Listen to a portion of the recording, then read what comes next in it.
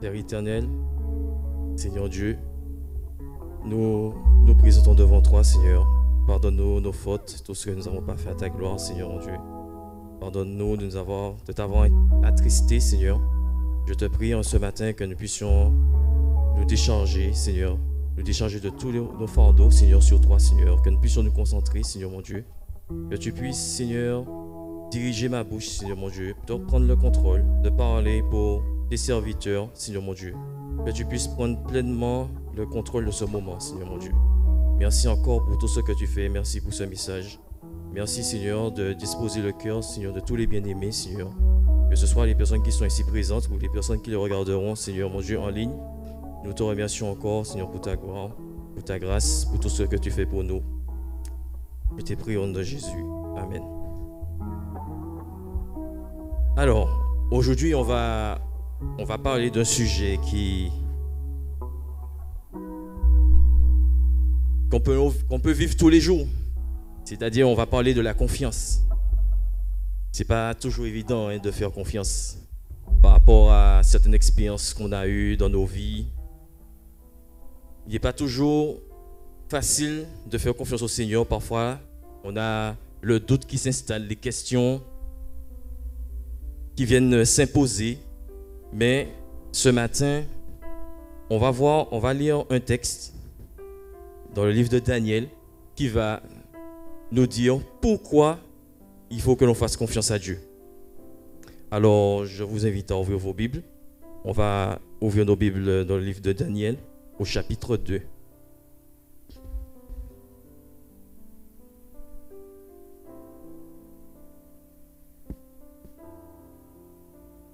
Daniel, chapitre 2.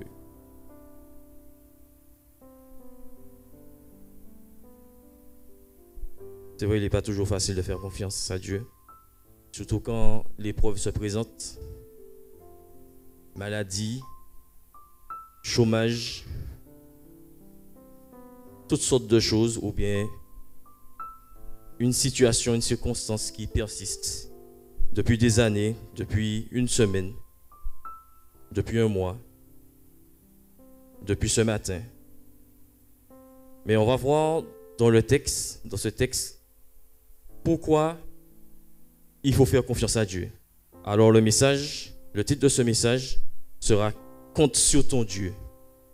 Alors on va commencer.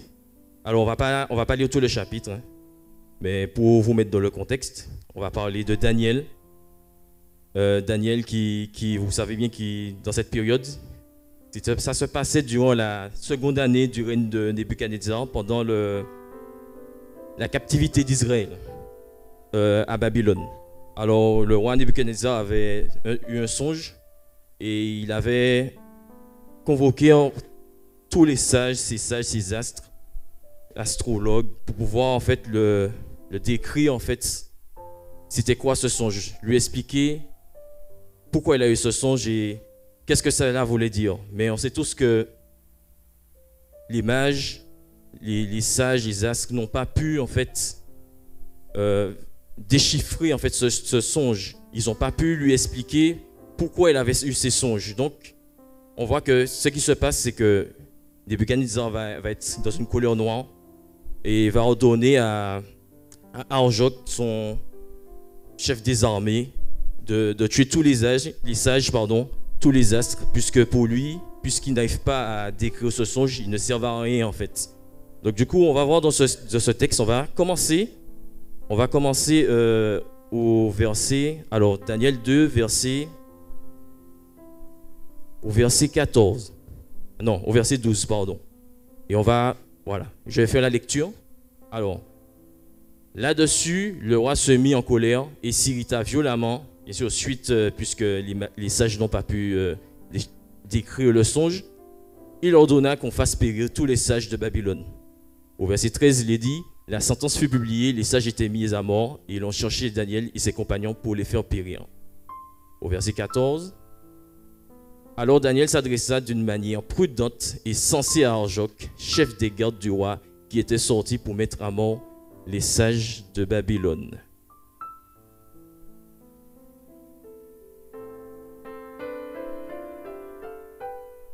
Alors, jusque-là, pour l'instant, alors là qu'on voit que Daniel, quand Daniel a appris en fait que ça avait été en danger, il a demandé à Arjoc en fait qu'est-ce qui se passait. Et la première partie de ce message, on va voir pourquoi il faut mettre notre confiance en Dieu. Il a raison, il est celui qui donne la sagesse. Merci pour la diapo. Il est celui qui donne la sagesse. Et pourquoi je commence par ce point? Parce que c'est très important quand l'épreuve se présente.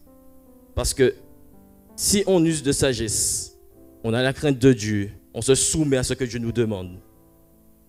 Quand l'épreuve va venir, ça va nous éviter de beaucoup d'autres problèmes dans le problème. Vous voyez ce que je veux dire? Imaginez, on vous dit que, je ne sais pas, c'est un exemple, hein, je ne vais pas inquiéter personne. Hein. Vous avez un fils, et puis on vous dit qu'il a eu un accident. Et le premier réflexe qu'on a, c'est on panique, on commence à laisser toutes sortes de pensées entrer, laisser l'ennemi nous bombarder de toutes sortes de pensées et tout, au lieu de prier en fait. Vous savez, on peut s'éviter beaucoup de choses quand les moments difficiles arrivent. On a plusieurs exemples dans la Bible. Hein. Toutes les fois où il y a eu des situations difficiles, les hommes de Dieu, ils se sont pas laissés en fait avoir par la situation. Cet homme de Dieu, ça me fait penser à Job par exemple, qui a perdu tous ses enfants. Ce n'est pas facile, mais il a fait confiance à son Dieu. Il n'était pas, on va dire, plus que nous, mais il a appris en fait à faire confiance à son Dieu. Il sait que son Dieu donne, son Dieu reprend. C'est quelque chose qui n'est pas facile.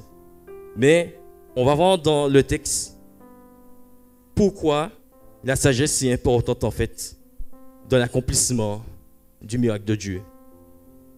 Première chose, on peut voir que, comme on peut le voir, Arjoc, c'est lui on a mandaté pour tuer les sages. Et qu'est-ce qu'on voit Daniel faire? Daniel s'approche de celui qu'on a ordonné de tuer tous les sages. Il est un sage lui-même. Est-ce qu'on aurait eu cette confiance? On sait que quelqu'un veut nous tuer. On envoie quelqu'un pour nous tuer et demande à cette personne, pourquoi tu veux me tuer? Pourquoi la personne t'a envoyé pour me tuer? Est-ce que ce n'est pas un signe de confiance? C'est-à-dire que Daniel, comme il sait que son Dieu est au-dessus de toutes choses, et comme il a la crainte de son Dieu, Daniel ne s'est pas dit,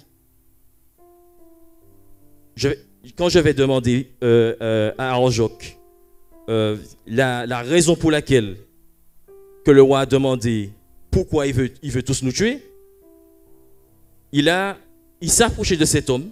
L'image, c'est qu'il s'est approché de cet homme sans avoir peur. Et le verset nous dit, le chapitre nous dit au verset 14, si je ne dis pas de bêtises. Verset 14, c'est bien ça. Il nous dit que Daniel s'adressa de façon intelligente à Arjoc. C'est-à-dire que quand on voit comment Daniel s'est comporté vis-à-vis de cet homme qui est chargé de le tuer, on voit qu'il s'est adressé de façon intelligente. Il n'a pas eu peur de lui, il n'y avait pas la peur de l'homme. Mais il s'est adressé à cet homme de façon intelligente, avec sagesse.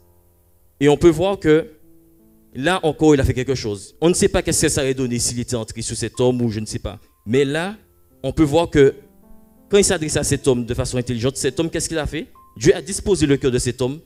Et au lieu de le capturer sur ce moment-là, de le saisir pour le tuer au fil de l'épée, on voit que Arjoc lui dit qu'est-ce qui s'est passé en fait. Il raconta à Daniel tout ce qui s'était passé. Donc là, on peut voir déjà que l'Éternel était déjà en action. On voit déjà que par rapport à l'attitude, au comportement que Daniel a eu, il a agi intelligemment. Il n'a pas laissé la situation en fait le faire oublier ce que le Seigneur lui ordonne de faire en toutes circonstances. C'est-à-dire que c'est vraiment important quand on veut voir la gloire de Dieu. C'est vraiment important quand on veut arriver là où Dieu veut que l'on soit. On ne peut pas, c'est-à-dire que dans une situation, nous sommes des enfants de Dieu, on ne peut pas laisser les émotions avoir le dessus sur nous. Certes, nous sommes des hommes, on a des émotions, on a des émotions, parfois ça peut nous dépasser, la situation peut nous dépasser, mais on ne peut pas Par exemple, on a eu un différend avec un collègue, il y a une altercation et tout. On ne peut pas laisser la vengeance, on peut pas laisser la vengeance s'installer en fait. Ça serait pas normal en fait. On doit, en tant qu'enfant de Dieu, pouvoir appliquer de toutes nos forces ce que le Seigneur nous demande de faire en toute situation, que ce soit avec un conflit avec une tierce personne, je ne sais pas. Mais on se doit toujours d'avoir le contrôle de soi-même. Et d'ailleurs, c'est un fruit de l'esprit. Le Seigneur nous dit, le contrôle de soi, pouvoir se contrôler, c'est un fruit de l'esprit en fait. Donc on ne peut pas en fait se dire que dans une situation, on prie Dieu pour nous aider et dans cette situation, on n'est pas soumis à ses commandements en fait. Ça serait bizarre. Vous imaginez, vous demandez à Dieu de vous aider dans une situation, mais vous ne voulez pas payer le prix en fait. Pas de patience, on murmure, on doute. S'il y a un problème avec quelqu'un, on a quelque chose dans le cœur contre cette personne, et on demande à Dieu, Seigneur, aide-moi. Mais il va dire, ok, mais là, il y a un problème. Là, c'est un mauvais témoignage. Ce serait un mauvais témoignage, puisque si on a une mauvaise attitude envers des personnes qui nous regardent, et qu'on espère que Dieu nous aide, cette personne, qu'est-ce que cette personne va se dire? Eh bien, je peux continuer dans ce que je fais, je peux rester dans le péché que je suis, et puis le Seigneur va m'aider. Alors que le Seigneur nous demande, dans les situations, d'avoir un bon témoignage. Et c'est ce que Daniel a fait, pour revenir au texte. Ça me fait penser à cette femme, il y a beaucoup de témoignages comme ça. Une femme qui avait un cancer, on lui a diagnostiqué ce cancer, elle ne s'est pas affolée. Et vous savez, il y a des médecins, quand ils vous annoncent que vous avez un cancer et que vous ne paniquez pas, pour certains, ils peuvent se dire que vous êtes atteint de, je ne sais pas, mais comme si vous ne prenez pas en compte que le fait que vous allez mourir en fait. Et cette femme a mis sa confiance en Dieu en fait. Elle ne s'est pas dit que je vais mourir. Elle sait qu'elle a un Dieu qui est au-dessus de toutes circonstances. Et quand elle a eu cette confiance, elle a prié Dieu. Et 2 jours après, quand elle a refait le diagnostic, elle n'avait plus rien. Ça, c'est une chose que le Seigneur peut faire. Dans toutes circonstances, on a chacun notre problème. Mais pour certains, il y a des problèmes qui sont vraiment assez grands. Pour d'autres, ça peut être quelque chose qui c'est pas si grand que ça, mais cela ça dépend. En fait, ça dépend de la personne en fait. On a chacun ce qui peut nous troubler dans notre vie quotidienne. Donc là, on a vu l'une des premières raisons pour lesquelles il faut avoir la sagesse. Dans notre vie quotidienne, il faut que vraiment que nous puissions appliquer en toute chose, en toute situation, un comportement qui honore Dieu en fait. Même si on prie, ça peut faire un moment qu'on prie et puis on ne voit pas la main de Dieu. Ça peut faire des mois, je ne sais pas, des années pour une personne. On peut peut-être se relâcher, mais ce n'est pas pour autant qu'on doit oublier, être un auditeur oublié, mais on doit toujours appliquer ce que le Seigneur nous demande. Maintenant, on va voir la deuxième raison pour laquelle il faut avoir confiance en Dieu. Il est celui qui révèle les choses cachées, Il est celui qui révèle les choses cachées. Alors, on va poursuivre au verset 15. Lisez avec moi, s'il vous plaît. Au verset 15, il nous est dit, il prit la parole et dit à Arjoc, comme j'ai expliqué tout à l'heure là, pourquoi la sentence du roi est-elle si sévère? Arjoc exposa la chose à Daniel, et Daniel se rendit vers le roi et pria de lui accorder du temps pour donner au roi l'explication. Donc là, Dieu est celui qui révèle les choses cachées. Là, c'est une chose, Dieu a révélé à Daniel une chose cachée. Puisque il a demandé à Arjoc pourquoi le roi, sa sentence était si sévère, et Arjoc qui était censé le tuer, lui explique pourquoi en fait, alors que son travail était de saisir cet homme. Est-ce que vous voyez la situation? Donc on voit déjà que là, la main de Dieu est déjà sur Daniel en fait. Et qu'est-ce que Daniel va faire? Il va pousser la chose encore plus loin. On va au verset 17 et 18. Ensuite, Daniel alla dans sa maison et il excusit de cette affaire Anania, Michaël et Azaïa de ses compagnons, les engageant à implorer la miséricorde de Dieu des cieux afin qu'on ne fasse pas périr Daniel et ses compagnons. Et là, on peut voir au verset 24, Daniel se rendit auprès d'Arjoc à qui le roi avait ordonné de faire périr les sages de Babylone. Et il alla et il lui parla ainsi. Ne fais pas périr les sages de Babylone, conduis-moi devant le roi et je donnerai au roi l'explication. Et on dit que, alors, les Écritures nous disent qu'Arioc conduisit promptement Daniel devant le roi et lui parla ainsi. J'ai trouvé parmi les captifs de Juda un homme qui donnera l'explication au roi. Le roi prit la parole et dit à Daniel, qu'on nommait Belshazzar. Bon, on va s'arrêter là. Mais est-ce que vous voyez à quel point que Daniel, il avait confiance en son Dieu? Daniel va devant le roi qui est déjà énervé parce que personne n'a pu lui expliquer ce songe. Il prend les choses en main. Il prend les choses en main. Donc là, on peut vraiment voir que Dieu est celui qui révèle les choses. Parce que par la suite, on peut voir que au verset 17 et 18, Daniel n'a pas gardé ce combat pour lui seul. Il a aussi confié ce combat à ses 3 compagnons, Anania, Michaël et Azaria. Et pour au final avoir une réponse de Dieu. Et on peut voir qu'en fait, que dans ce texte, il y a quelque chose que le Seigneur aussi veut nous communiquer, c'est que on ne doit pas combattre seul. La question qu'on doit se poser tous actuellement, c'est qui sont nos compagnons de prière quand on a un problème? À qui est-ce qu'on peut confier ce combat? Est-ce qu'on va rester tout seul dans notre coin? On va s'isoler, écouter les conseils de l'ennemi, puisque c'est le but. Hein. C'est la même chose qu'on regarde quand les loups attaquent les brebis. Qu'est-ce qui se passe? Ils attaquent toujours celui qui est le plus éloigné. Et l'ennemi cherche toujours à nous éloigner de Dieu ou des frères, de l'assemblée pour pouvoir mieux nous manipuler.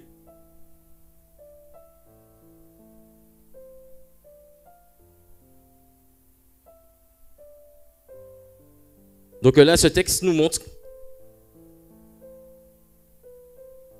que nous ne devons jamais entrer, nous engager dans un combat tout seul. Même pour aujourd'hui, je suis ici, mais il y a des personnes qui prient pour moi derrière.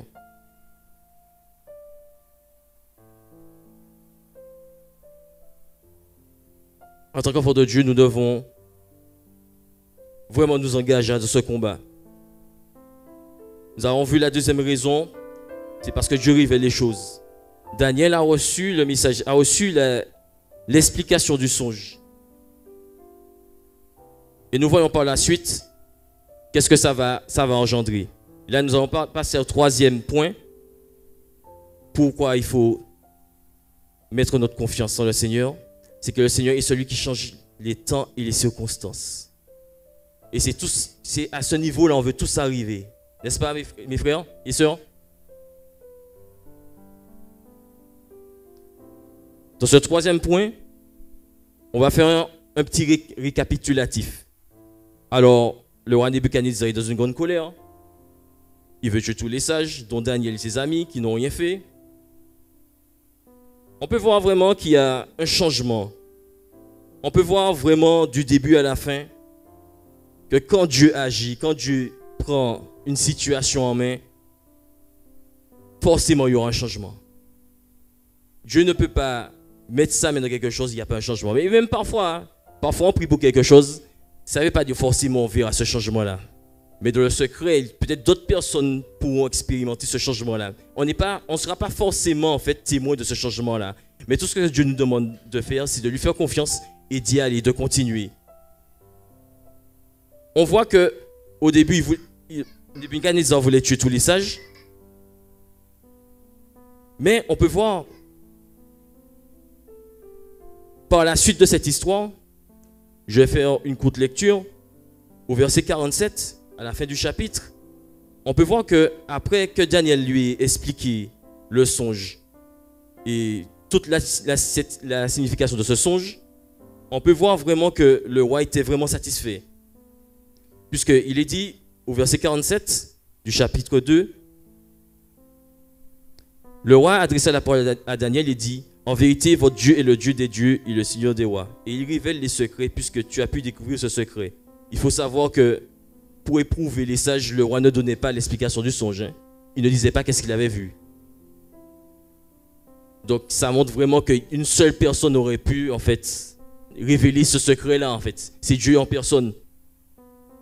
Et on peut voir au verset 48 que vous savez que dans la gloire de Dieu, quand Dieu fait des choses, nous les serviteurs, Dieu se glorifie toujours dans quelque chose. Et c'est lui qui doit être glorifié en premier. C'est à lui on doit donner gloire. Et on peut voir au verset 48 que toutes les bonnes choses, tous les bienfaits que Dieu, je ne vais pas dire Nebuchadnezzar qui les a donnés, je vais dire que c'est Dieu qui les a donnés. Puisqu'ils ont été, Daniel a été nommé chef des sages de Babylone. Hein, on lui a donné l'intendance de la province de Babylone. Donc voilà, c'est au niveau. Mais lui, il n'a pas voulu garder tout pour lui. Et il a demandé au roi en fait de répartir les charges pour ses 3 compagnons. Donc là, on peut vraiment voir dans ces temps-là, dans ce moment que nous attendons tous, que quand Dieu agit, il y a une différence et il y aura une différence. Ce n'est même pas la peine de douter, il y aura toujours une différence quelque part. Mais la question c'est, est-ce qu'on est prêt à payer le prix pour arriver à ce niveau? Il y a des personnes qui vont passer par là, ça prendra des années. Des personnes, ça prendra peut-être une semaine. Mais il faut savoir une chose. C'est que même si ça fait longtemps que vous avez prié pour une situation, vous n'avez pas de réponse. Ce n'est pas pour autant que Dieu ne travaille pas.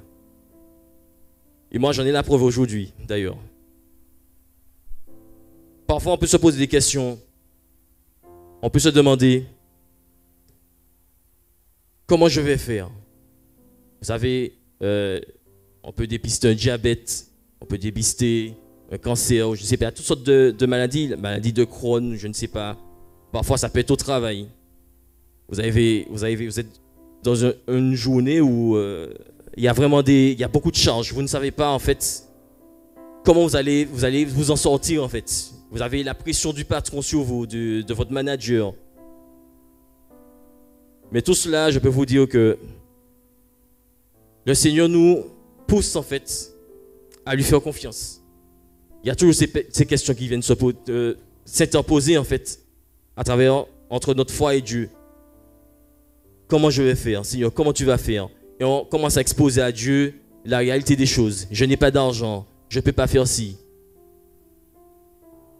Je pense aussi aux parents qui n'ont peut-être pas forcément les moyens d'acheter tous les matières scolaires pour cette rentrée. S'il y a quelqu'un dans cette situation, il ne faut pas chercher, la logique. Dieu au-dessus de toutes circonstances. Là où tu penses que la bénédiction ne va pas sortir, c'est elle va sortir. Vous savez, je ne sais pas, vous avez tous expérimenté ça au moins dans votre vie. Quand Dieu bénit, c'est toujours un endroit où vous n'attendez pas que la bénédiction arrive. Et ça arrive à l'improviste. Et quand elle arrive, vous êtes toujours surpris. Même des moments où vous dites que, bon, c'est pas grave, j'accepte ma situation.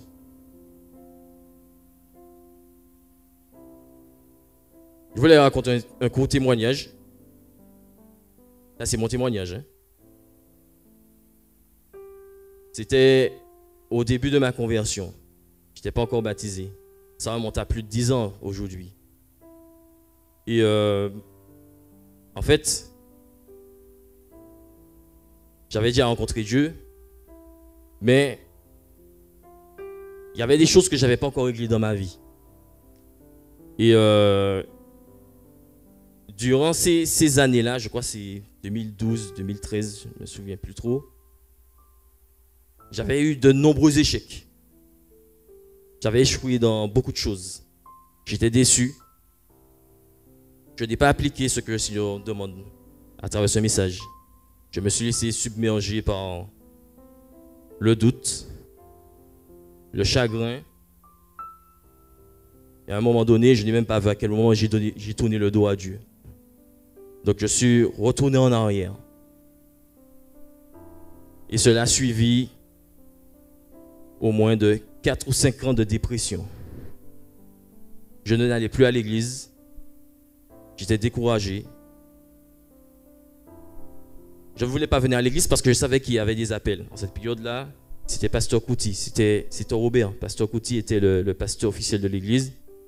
Et en cette période-là, je n'aimais pas aller à l'église parce que je savais que le pasteur allait faire un appel et que je ne voudrais pas me lever en fait. Mais il y a eu un jour ma mère me demandait, ma mère c'était quelqu'un qui avait déjà compris que je souffrais énormément dans mon silence. J'étais quelqu'un, je sortais presque pas, j'étais toujours dans mon coin, j'étais pas sociable. Parce que à chaque fois, j'étais en train de, vous savez, on rumine. On est en colère contre soi-même et tout. Mais ce jour-là, ma mère m'a dit, Grégory, ce dimanche, viens au temple. Au début, je vais vous dire que je lui ai dit, ah non, c'est pas pour moi. Mais quelque part moi-même, je savais que c'était Dieu seulement qui pouvait m'aider en fait. Il y avait encore un lumineux en fait. Et ce jour, j'ai dit, bon, ben, je vais lui faire plaisir, je vais venir. Donc je me suis dit, quelque part, il y a peut-être quelque chose pour moi. J'étais désespéré, mais je disais, il y a quelque chose pour moi. Et là, après la prédication, alors le pasteur fait un appel pour que des personnes puissent s'approcher. Et avant même que le pasteur fait cet appel, ma mère a mis sa main sur ma cuisse droite, puisqu'elle était à ma droite. Et en fait, pour moi, ce n'était pas ma mère qui m'avait touché, en fait. En fait, c'était Jésus en fait, qui me disait, ça c'est pour toi. Avant même que l'appel, le pasteur lance l'appel. Et quand il a mis sa main sur mon genou, je me suis dit, c'était pas normal. Et en fait, j'ai senti que c'était Dieu qui me parlait en fait. Il me disait, ça c'est pour toi, il faut que tu te lèves. Et quand le pasteur faisait l'appel, je me souviens, je ne voulais pas me lever. Je résistais. Mais il y a quelque chose en moi qui me disait, c'est pour toi. Et j'étais pas en paix. Tant que je n'obéissais pas, j'étais pas en paix. Mais je savais que c'était pour moi. Donc j'ai dit, Seigneur, d'accord, je ne vais pas te résister. Je me suis levé. Et je me souviens ce jour-là que je me suis levé. J'avais un visage un peu serré. En fait, j'étais pas convaincu. J'étais pas pleinement convaincu. Pour moi, je me disais, je me suis levé plusieurs fois et tout, il n'y a pas de changement, mais j'étais pas convaincu. Mais une autre voix en moi-même me disait, non, tu t'es pas levé pour rien. Et c'est en 2019, c'est là en fait que le Seigneur, en fait, j'ai vu la main de Dieu en fait. Il m'a libéré en fait. Il m'a sorti de cette dépression-là. Il m'a vraiment béni, il m'a donné un travail, il m'a donné la paix. Il m'a donné le goût de revenir à l'église entre frères et sœurs, entre bien-aimés. Et c'est en cette année-là que je me suis fait baptiser. C'était en novembre, je crois. Je ne dis pas de bêtises. C'était en novembre que je me suis fait baptiser. Et quand je regarde aujourd'hui en arrière, je ne souhaite ça à personne. Être dépressif, mais c'est vraiment quelque chose qui est... Je ne sais pas comment vous expliquer ça. Mais c'est vraiment noir. Dans ma vie, j'entendais des personnes se suicider. Je me disais comment quelqu'un peut arriver à ce point-là, en fait. Et je l'ai moi-même expérimenté pendant 4 ou 5 ans. Et je peux vous dire, dans une situation comme ça, vous voyez noir, vous ne voyez en fait, vous ne voyez plus de lumière. La seule lumière que je pouvais voir dans cette situation-là, Dieu merci, parce que j'avais déjà donné ma vie à Dieu, c'était Jésus. C'était le seul. Mais en dehors de Jésus, je voyais tout était noir. Je pouvais sourire, je pouvais être là, parler, mais à l'intérieur, c'était mort. Que des esprits de mort. Quand vous êtes dans une situation comme ça, c'est pour vous, votre porte de sortie, c'est la mort. Il n'y a rien d'autre. Quand on va vous parler, vous dites non, tout ira bien. Et vous savez, une chose, je me souviens dans cette période-là, il y avait une question que je détestais qu'on me posait. Elle était très simple. C'est une question, on demande toujours à quelqu'un c'est est-ce que ça va? J'ai détesté cette question à un point, vous devez pas en savoir à quel point. Qu'est-ce que je faisais? Je me souviens quand j'allais à l'église, pour vous dire à quel point je ne voulais pas entendre cette question. Dès que le message était terminé, le pasteur m'a dit Amen, j'étais le premier qui était dehors. Parce que je fuyais en fait cette question-là. Je ne voulais pas qu'on me demandait comment ça va, Grégory. Parce que pourquoi je disais, le plus souvent je disais, ça peut aller, ou je disais, ça va, mais avec, vous savez, un ton, mais pour moi je mentais en fait, parce que ça n'allait vraiment pas, mais j'étais vraiment pas bien. Mais le Seigneur, aujourd'hui, il m'a fait oublier tout ça. Je n'ai plus en souvenir la souffrance que j'avais d'antan en cette période-là. Le Seigneur, il a balayé tout ça. Donc là, on peut voir, il y a un changement. Et je remercie le Seigneur pour ça, parce que pour moi, c'est vraiment le Seigneur qui peut vraiment nous faire sortir de la dépression. Être dépressif, c'est quelque chose vraiment, je peux vous dire, et vous savez, on ne tombe pas d'un coup dépressif comme ça. Hein. C'est à force de rester dans l'inquiétude, on reste dans ça. Et puis ça s'accumule, ça s'accumule. On ne vide pas. C'est comme si on veut un peu une bouteille, on met de l'eau, mais on ne retire pas l'eau qu'il y a déjà dedans. Mais résultat, un moment, ce sera le blackout. Ça va exploser. C'est la goutte d'eau qui fait déborder le vase. Et en fait, c'est comme ça que... Et vous savez, pour moi, j'étais pas dépressif. C'est quand j'ai regardé sur le net un médecin qui donnait, un psychologue, je sais pas, qui donnait les symptômes. Il en a donné 10, je sais pas, ou 12. Et j'en avais peut-être 8 ou 9. Et c'est à ce moment-là, j'ai dit, mais non, c'est pas possible. Et je me souviens en fait, que quand j'ai appris que j'étais dépressif, j'ai dit là, vraiment, il y a un problème. Et quand j'ai essayé de m'en sortir, c'est vraiment là que j'ai vu à quel point c'était difficile. Puisque vous savez, quand vous êtes comme ça, c'est pas une crise d'angoisse. C'est pas ça, être dépressif. On peut avoir une crise d'angoisse de temps en temps comme ça, par rapport à une situation. Mais être dépressif, c'est-à-dire que quand vous êtes avec des personnes que vous aimez, les personnes que vous êtes vraiment le plus proche, hein, vous êtes bien. Une fois ces personnes partent, ça revient. Les pensées obscures reviennent. Et quand vous êtes comme ça, moi j'ai développé une addiction aux jeux vidéo. C'était ça mon addiction du temps. Quand je ne jouais pas, en fait, il y a des gens c'était de l'alcool, il y a des gens c'est fumer. Il y a toutes sortes d'addictions. Vous pouvez entrer dedans. En fait, la dépression, ça va vous mettre dans une addiction. Ça peut être les réseaux sociaux. Ça peut être comment on vous considère sur les réseaux sociaux. On poste beaucoup. Si on n'a pas de likes, si on a mis un post, si on n'a pas 10 likes, on va supprimer la photo. Par exemple, en fait, on va devenir dépendant de quelque chose. Et moi, c'était les jeux vidéo, je me souviens. Et je me souviens que par moment, je pouvais rester 1 heure en train de fixer l'écran sans rien faire. Je suis pas sur le jeu.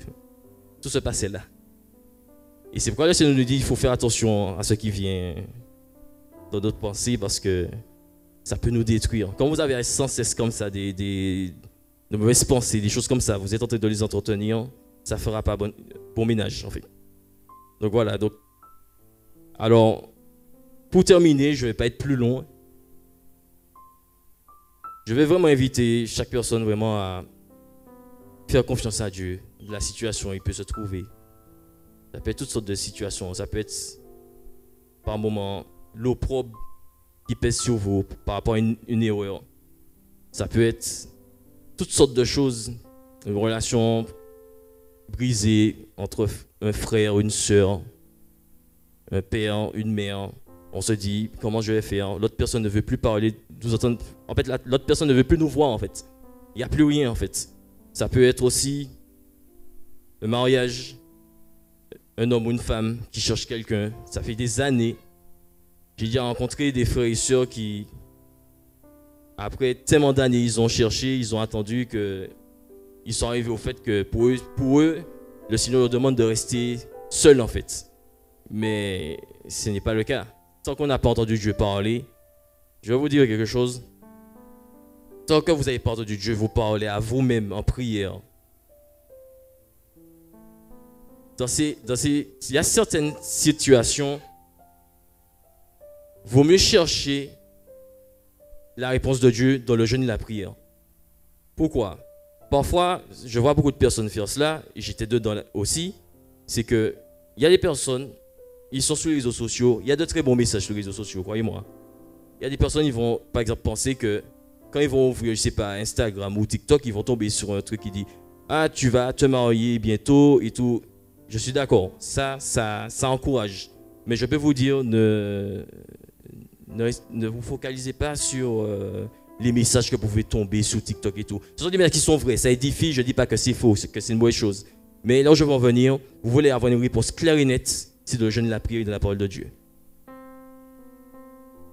Des personnes, on peut venir vous dire des choses, certes, mais si Dieu ne l'approuve pas, vous savez, quand Dieu veut quelque chose, il va toujours l'approuver, je vous le dis. Quand Dieu veut quelque chose pour vous, il va toujours mettre une confirmation. Si c'est ambigu, non, c'est pas, il a rien dit. Dans une situation, aussi complexe soit-elle, toujours avoir quelqu'un pour prier pour nous. Et c'est pas l'idée, c'est pas bon, prie pour moi et puis moi je fais ce que je veux, voilà, je suis dans la nature. Non, c'est pas l'idée. L'idée c'est prier pour moi et moi de mon côté je prie aussi. Là c'est mieux. Là c'est le bon combo. Et surtout quelque chose qui est important dans l'exaucement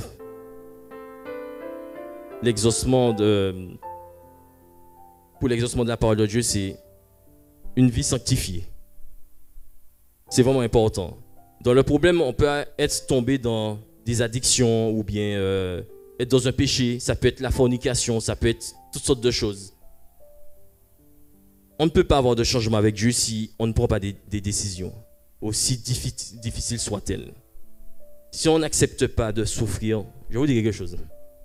Il y a quelque chose que j'avais réfléchi, je me disais, vaut mieux souffrir en obéissant à Dieu que souffrir en vain.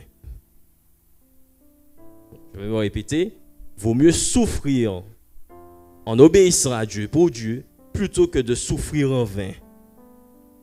C'est-à-dire, un exemple qu'on peut rencontrer souvent, ça peut être une jeune sœur qui peut être amoureuse d'un garçon mais qui ne connaît pas Dieu. Et en elle-même, elle sait que Dieu lui dit, non, ce garçon-là, il n'est pas pour toi. Et qu'est-ce qu'on fait? On préfère rester dans la relation plutôt d'écouter Dieu. Et qu'est-ce que ça va provoquer, cette relation? Eh bien, ça va nous détruire à petit feu. Et quand vraiment elle va nous détruire, c'est là qu'on va dire, Seigneur, tu avais raison. Et c'est là on se dit, si j'avais écouté au début, je ne serais pas là aujourd'hui. Et je peux vous dire que vraiment obéir à Dieu, c'est pour un temps. Job, il a souffert pour un temps, mais on peut voir après comment Dieu l'a comblé par la suite. Et c'est ça qu'on oublie. On tient tellement à cette chose-là, à cette situation où l'on est, qu'on refuse de nous projeter plus loin par rapport aux promesses de Jésus. Donc du coup, on stagne dans un problème. Et qu'est-ce qui se passe? Plus on stagne dans un problème, plus celui-ci devient une montagne. On est indifférent à quelqu'un, au lieu de chercher à faire la paix avec cette personne, on va dormir sur cette colère-là. On excuse, on dit c'était sa faute, il a fait ça. Certes, peut-être que c'était sa faute, mais le Seigneur nous demande d'être en paix avec tous, avec tout le monde. Mais pour voir l'accomplissement de la promesse de Dieu, en tout cas, pour avoir une réponse de Dieu, on se doit de prier le prix. On ne peut pas rester assis, souffrir dans son coin. Et puis, vous savez, il y a un temps pour toutes choses. Certes, il y a des situations, c'est sûr, dès qu'on va l'apprendre, il y aura des larmes, il y aura des pleurs, il y aura de l'angoisse. Mais chaque chose en son temps. Il y aura un temps pour pleurer, il y aura un temps pour dire stop. Maintenant, Seigneur, je te fais confiance.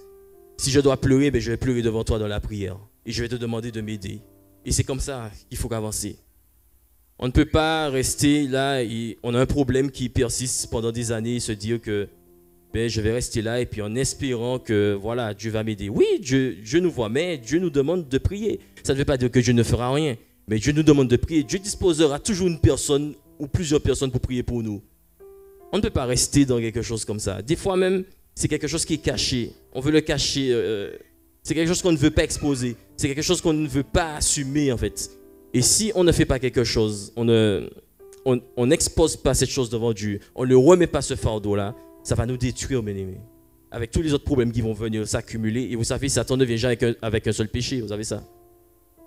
Il en invite toujours d'autres. Il y a la colère, il va emmener la violence, il va emmener toutes sortes de choses, il va emmener les jurons, il va emmener toutes sortes de choses.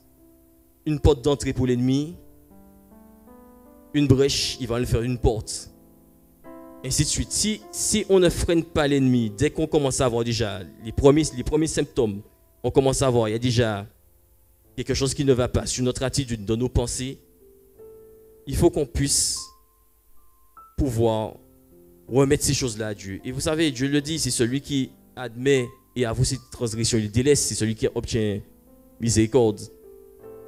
C'est bien d'avouer, mais c'est bien aussi de délaisser. Et c'est cette décision-là que Dieu veut. C'est cette décision-là qui prouve qu'on est honnête, que notre cœur est sincère devant Dieu. Quand on est sincère et honnête devant Dieu, il y aura toujours une action qui va suivre.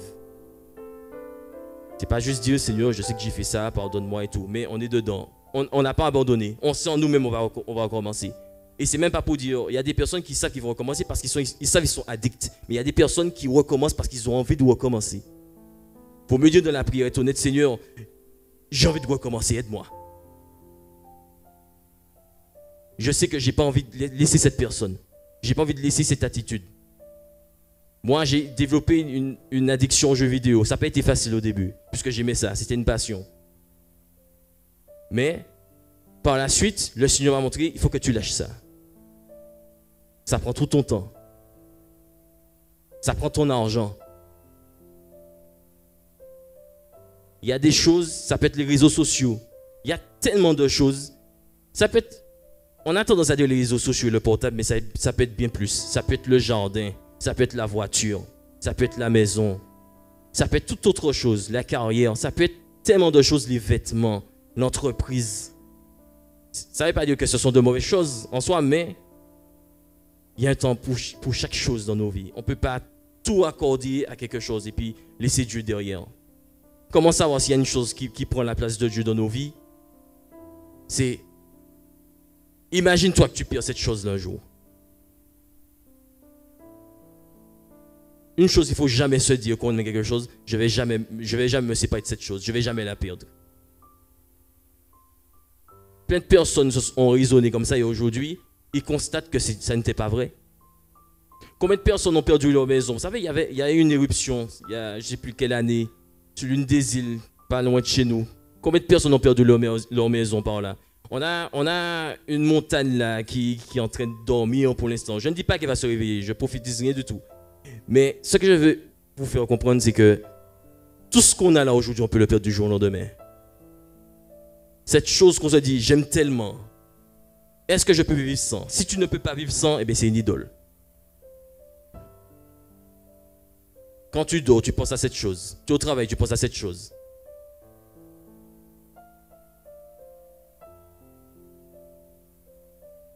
Toutes ces choses, les addictions, ces choses que tu ne peux pas abandonner, eh bien Dieu peut te faire lâcher cette chose. Si tu es prêt à obéir à Dieu, tu ouvres ton cœur, Seigneur, ton cœur, et tu es prêt à l'écouter. Vous savez que Dieu ne répond pas aux personnes qui ne sont pas prêtes à l'écouter. Dieu ne parle jamais pour rien. Et vous savez que quand Dieu vous a donné la réponse, et vous connaissez déjà la réponse, vous savez qu'il ne va pas répondre. Il peut répondre à nouveau, mais ça va être de plus en plus brutal. Je vais dire ça comme ça. Il va parler une fois, il va parler deux fois, la troisième fois risque vraiment de faire mal. Arrête de faire ça. Lâche ça. Éloigne-toi de cette personne. Réconcilie-toi avec cette personne. Détourne-toi de tes mauvaises voies. Pense différemment. Parle convenablement. Respecte ton prochain. Respecte l'autorité. Et vous savez que quand Dieu il en a marre, il veut vraiment qu'on comprenne là plutôt, le cœur. Puisque Dieu, c'est le cœur, il touche. Ça fait vraiment mal. Sur le coup, ça peut arriver qu'on peut en vouloir à Dieu quand il nous reprenne. Mais c'est pour nos biens, pour seulement notre bien, le Seigneur fait toutes ces choses. Donc voilà, je ne vais pas être plus long. Je vais terminer. Je vais vous demander de vous lever pour la prière finale.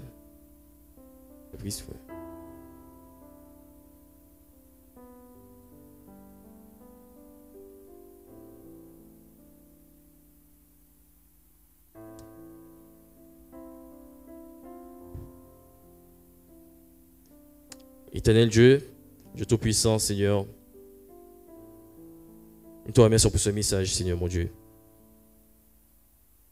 Ta parole nous dit que nous devons te faire confiance, Seigneur. Nous devons avoir foi en toi, Seigneur, en toutes circonstances.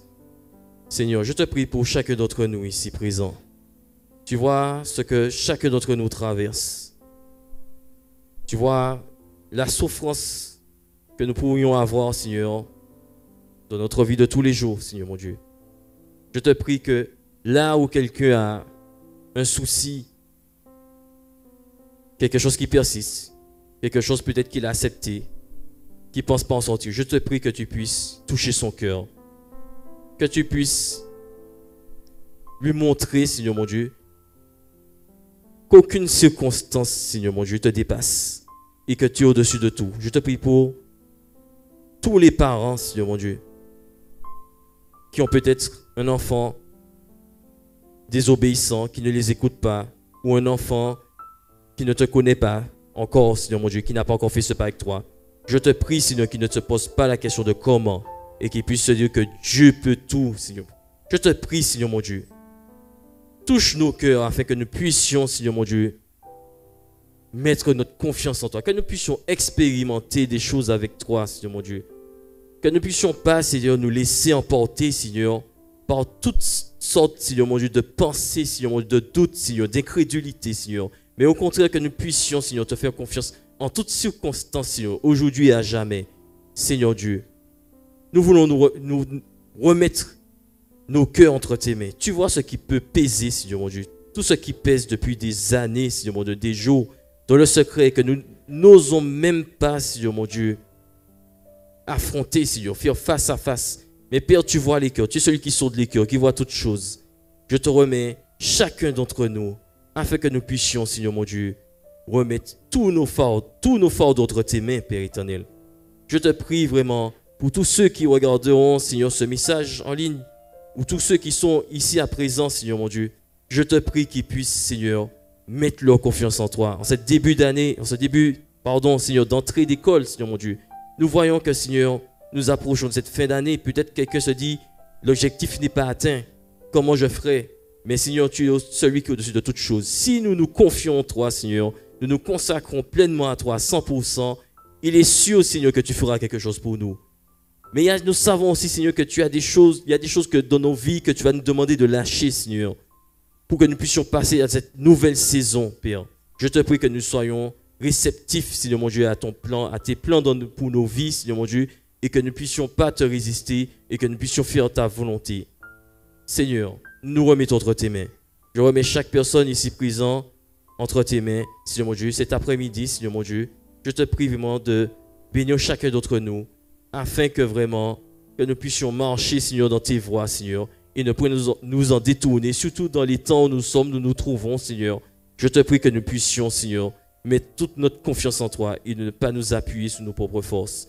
Seigneur, accompagne-nous dans nos vies de tous les jours, que nous puissions nous donner à toi pleinement, que nous puissions rien te cacher, que nous puissions être honnêtes dans nos prières, Seigneur mon Dieu, que nous puissions être sincères, Seigneur, et chercher la sanctification, Seigneur mon Dieu, sans laquelle nous ne pourrons pas, Seigneur, voir le Père, Seigneur. Je te prie vraiment que nous puissions, Seigneur, lâcher prise et que nous puissions te faire confiance et que nous puissions